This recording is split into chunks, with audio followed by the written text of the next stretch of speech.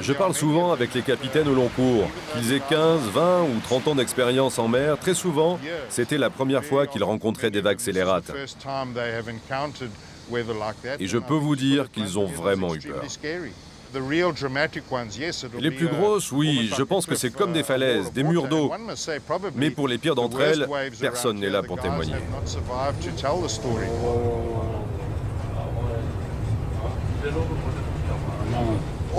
Au large des côtes, nous avons des plateformes d'exploitation pétrolière où on réalise des mesures. Certaines vagues ont atteint 17, 18, voire 19 mètres de haut.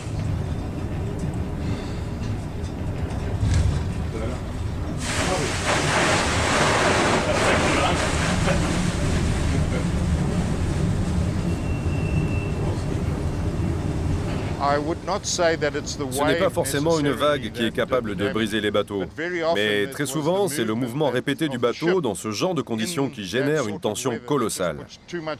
Et le danger dans ces conditions est bien plus important pour les grands bateaux.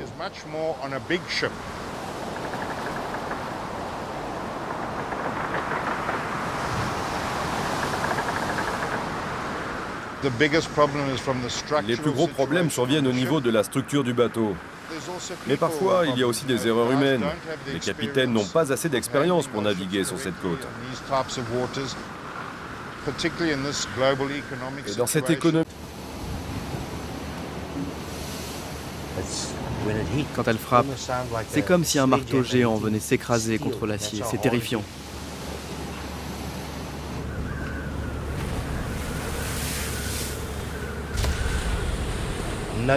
Personne ne veut se faire prendre par une vague scélérate.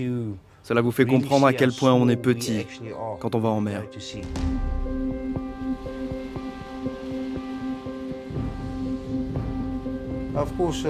Beaucoup de pêcheurs finissent par croire en quelque chose de supérieur. On comprend qu'il y a quelque chose de plus grand. Alors on rigole entre nous parce que quand on croise une tempête, on ne se raconte pas le détail. On se dit juste, tu sais, c'était une expérience religieuse. Ceux qui ont croisé la route de cette vague monstrueuse en particulier, et des tempêtes en général, laissent entrevoir quelque chose qui dépasse l'homme.